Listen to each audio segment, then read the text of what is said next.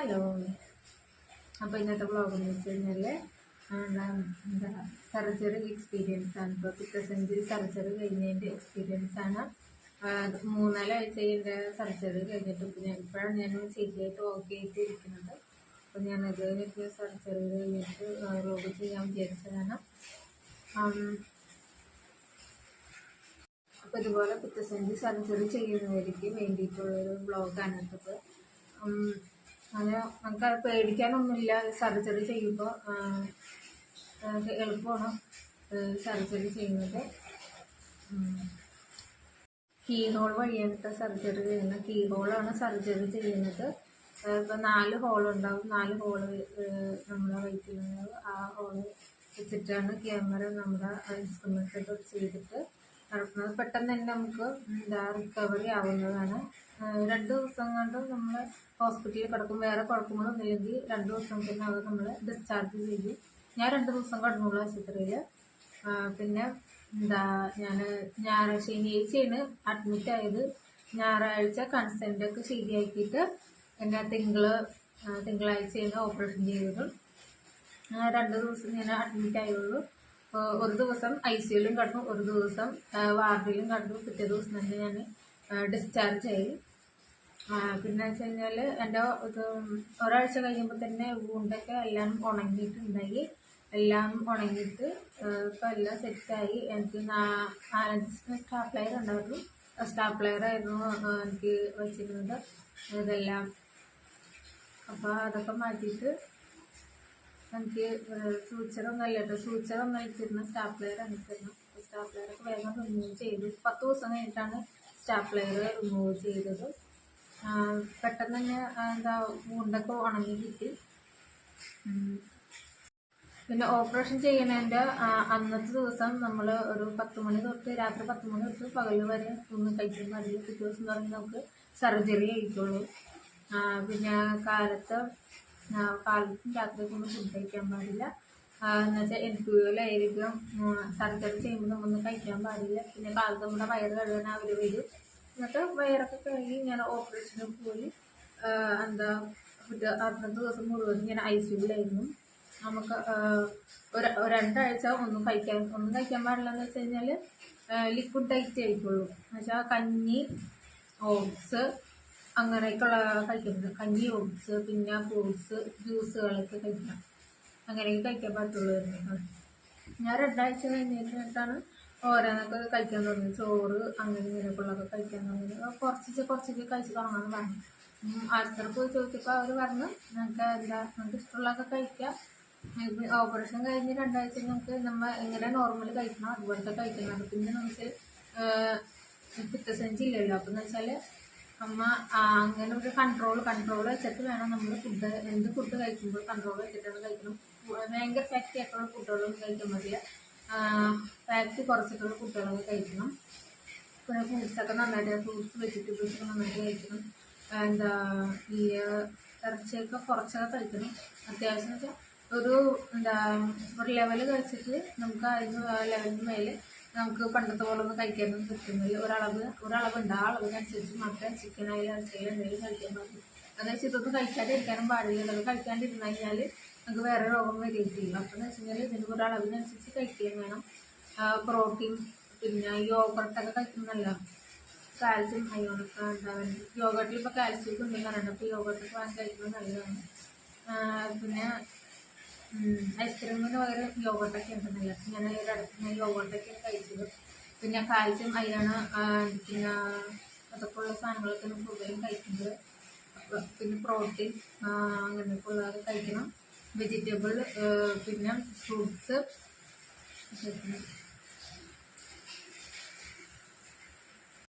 എനിക്ക് സ്റ്റിച്ച് എന്ന് വെച്ച് കഴിഞ്ഞാൽ മറ്റേ സ്റ്റാപ്ലറിൻ്റെ സ്റ്റിച്ചായിരുന്നു. അപ്പോൾ എന്ന് വെച്ച് കഴിഞ്ഞാൽ എനിക്ക് ഒരാഴ്ച ആയപ്പോൾ തന്നെ ഇത് കൊണ്ട് എനിക്ക് നല്ലോണം ഉണങ്ങിയിട്ടുണ്ടായി. നല്ലോണം ഉണങ്ങി ഇതായിട്ടുണ്ടായിരുന്നു. അപ്പോൾ തന്നെ ഒരു 10 ദിവസം ആയപ്പോഴത്തേക്കും എടുത്തു. എനിക്ക് വേറെ കുഴപ്പമൊന്നുമില്ലാത്തതുകൊണ്ട് ഓയിൻമെൻറ്റ് തയ്ക്കേണ്ട കാര്യമോ അങ്ങനത്തെ വേറെ വേദനകളോ ഒന്നും അങ്ങനെ ഉണ്ടായില്ല. ഒരു വേദന ഉണ്ടായില്ല എനിക്ക്. ഓപ്പറേഷൻ കഴിഞ്ഞപ്പോൾ ഉള്ള ആ ഒരു ദിവസമുള്ള വേദന മാത്രമേ ഉണ്ടായില്ല. പിറ്റേ ദിവസം മുതൽ എനിക്ക് വേദനയോ കാര്യങ്ങളോ ഒന്നുമില്ല. തീരെ വേദന ഒന്നും ഉണ്ടായില്ല. പിറ്റേ ദിവസം നമുക്ക് ഒരു ദിവസത്തെ വേദന മാത്രമേ ഉണ്ടായുള്ളൂ. ഒരു ദിവസം എന്ന് വെച്ചാൽ നമുക്ക് ഓപ്പറേഷൻ കഴിഞ്ഞ ദിവസം എന്തായാലും നമുക്ക് ആ ഒരു ഇതിൻ്റെ ഓപ്പറേഷൻ്റെ വേദന ഉണ്ടാവും. പിന്നെ നിങ്ങൾക്ക് മെഡിസിൻസ് തരുമല്ലോ, ടാബ്ലറ്റ്സ് ഒക്കെ തരും, പാരസെറ്റമോള് അതുപോലത്തെ വേദനക്കുള്ള ഡൈറ്റോ അങ്ങനെ പോലത്തെ മരുന്നുകളൊക്കെ നമുക്ക് തരും. അപ്പം വേദനയൊക്കെ കുറഞ്ഞിട്ട് എനിക്ക് 2-3 വേദന മരുന്നൊക്കെ തന്നു. അപ്പോൾ തന്നെ വേദനയൊക്കെ മാറി. പിന്നെ ആൻറ്റിബയോട്ടിക്കോ ടാബ്ലറ്റ് ആയിട്ട് നമ്മൾ ഡിസ്ചാർജ് ചെയ്യുമ്പോൾ നമുക്ക് ഡിസ്ചാർജ് മെഡിസിൻസൊക്കെ കുറയ്ക്കുന്നു. അതിനകത്ത് മരുന്ന് വരുന്നുണ്ട്. വേദന ഒന്നും ഉണ്ടായിരുന്നില്ല, ചെറിയൊരു നീര് പോലെയൊക്കെ വന്നിരുന്നു. അതപ്പോൾ തന്നെ മാറുകയും ചെയ്തു. എനിക്ക് അങ്ങനത്തെ പ്രശ്നങ്ങളൊന്നും ഉണ്ടായിരുന്നില്ല. ഇടയ്ക്കിടക്ക് നടക്കാനൊക്കെ പറഞ്ഞിരുന്നു. നമ്മൾ എപ്പോഴും ഇടയ്ക്ക് ഈ ഹോൾസ് സർജറി ചെയ്തവരെ എപ്പോഴും ഇടയ്ക്കിടയ്ക്ക് നടന്നുകൊണ്ടിരിക്കണം. അപ്പം ഞാൻ ഇടയ്ക്കിടയ്ക്ക് നടത്തുകയും ചെയ്യും. വേദനകളോ കാര്യങ്ങളൊന്നുമില്ല, നമുക്ക് പേടിക്കേണ്ട കാര്യമില്ല. സർജറി ചെയ്യുന്നവർക്ക് ആർക്കായാലും പെട്ടെന്ന് സർജറി ചെയ്യാന്നുള്ളൂ, പേടിക്കേണ്ട കാര്യമൊന്നുമില്ല. നമുക്ക് പെട്ടെന്ന് സർജറി ചെയ്യാം. എന്ന് വെച്ചാൽ വേദനകളൊന്നും ഉണ്ടാവില്ല. എനിക്ക് തീരെ വേദന ഉണ്ടായില്ല. ഞാൻ പോയിക്ക് ആ ഒരു ദിവസത്തെ വേദന മാത്രമേ എനിക്ക് ഉണ്ടാവുള്ളൂ. പിന്നെ എനിക്ക് വേദന ഉണ്ടായില്ല. ഞാൻ ലിക്വിഡ് ഡയറ്റ് ആയിരുന്നു 2 ആഴ്ച. കഞ്ഞിയൊക്കെ എണ്ണ കുടിച്ചിട്ടുണ്ട്. കഞ്ഞിയൊക്കെ കുടിച്ചു മടുത്തു. 2 ആഴ്ച കഞ്ഞി ഓട്സ് അങ്ങനെയൊക്കെ ഉള്ള വെജിറ്റബിൾസൊക്കെ കുറച്ചിട്ടൊക്കെ ഉണ്ടാക്കി തിന്നുക. അങ്ങനെയൊക്കെ ആയിരുന്നു.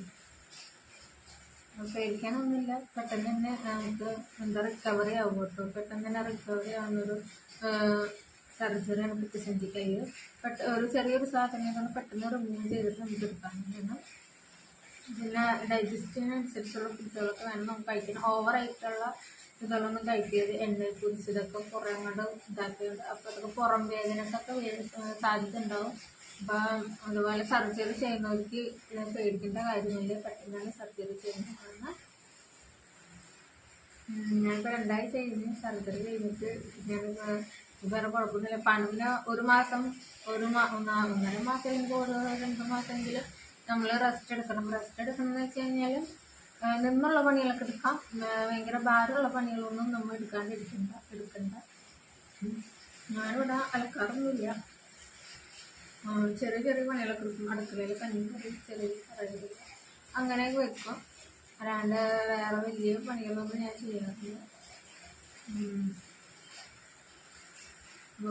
സർജറി ചെയ്യുന്നവർ ശ്രദ്ധിക്കുക. അങ്ങനെ നമുക്ക് പെട്ടെന്നൊന്നും നമുക്ക് റിക്കവറി ആവുന്ന ഒരു സർജറിയാണ്. നമുക്ക് അങ്ങനെ വേറെ കുഴപ്പങ്ങളൊന്നും ഉണ്ടാവില്ല. വേദനകളോ കാര്യങ്ങളോ ഒന്നും ഇല്ലാത്തൊരു സർജറിയാണ്. 1-2 ദിവസത്തെ ആശുപത്രി കിടന്നു. 2 ദിവസം നമുക്ക് ആശുപത്രി അഡ്മിറ്റായാൽ മതി. പിറ്റേ ദിവസം നമുക്ക് സർജറിയാണ്. അതിപ്പോൾ ഗവൺമെൻറ്റിൽ കിടന്നാലും പ്രൈവറ്റിൽ കിടന്നാലും നമുക്ക് 2 ദിവസം കിടന്നാൽ മതി. അഥവാ എന്തെങ്കിലും സീരിയസ് ആയിട്ട് ഉണ്ടെങ്കിൽ മാത്രമേ ഒരു 3-4 ദിവസം അവർ നമ്മളെ അഡ്മിറ്റ് ആക്കുള്ളൂ. വേറെ പ്രശ്നമൊന്നും അല്ലെങ്കിൽ 2 ദിവസത്തിനുള്ളിൽ തന്നെ നമ്മളെ ഡിസ്ചാർജ് ചെയ്യും. വേദനകളൊന്നും ഉണ്ടാവില്ല.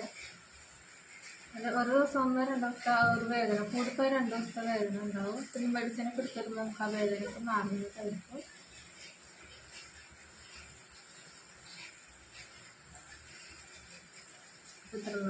എൻ്റെ ബ്ലോഗ് ഞാനപ്പോൾ എൻ്റെ ചെറിയ വീഡിയോസൊക്കെ ഞാൻ ഷോർട്സ് ആയിട്ട് ഇടുന്നുണ്ട്. പറഞ്ഞിട്ട് എനിക്ക് ഷോർട്സ് പോലെ ഇടാനായിട്ടുള്ള സമയമൊന്നും കഴിയില്ല. കാരണം വെച്ചാൽ കൺസെൻറ്റ് ശരിയാക്കുക, ഓപ്പറേഷന് കൺസെൻറ്റ് ശരിയാക്കണം. പകുതി ഇൻസ്ട്രുമെൻറ്റ്സ് നമ്മുടെ ഹോസ്പിറ്റലില്ല. അതുപോലെ ഇൻസ്ട്രുമെൻറ്റ്സ് നമ്മളിന്ന് വാങ്ങിച്ചു കൊടുക്കുന്നത്. ബ്ലേഡ്, ആപ്രോൺസ്, സ്റ്റാപ്ലെയർ, സ്കിൻ സ്റ്റാപ്ലെയർ അങ്ങനെ ഇങ്ങനെയൊക്കെയുള്ള സാധനങ്ങളൊക്കെ ഉണ്ടായിരുന്നു. അതൊക്കെ നമ്മൾ തന്നെയാണ് വാങ്ങിച്ചു കൊടുക്കുന്നത്. എന്നിട്ട് ഞാൻ അത് നമുക്ക് ഇങ്ങനെ എഴുതി തരും. അപ്പോൾ ഇയാൾ ഇങ്ങനെ വരുന്നിട്ട് നമ്മളത് അയച്ചു കൊടുക്കാൻ ഇയാൾ വന്നിട്ട് അവിടെ ഓട്ടിക്ക് കൊണ്ട് കൊടുക്കും. ഓപ്പറേഷൻ തിയേറ്ററിൽ കൊണ്ട് കൊടുത്തിട്ട് പിറ്റേ ദിവസം നമുക്ക് സർജറി സമയം പതിക്കുന്നുണ്ട്.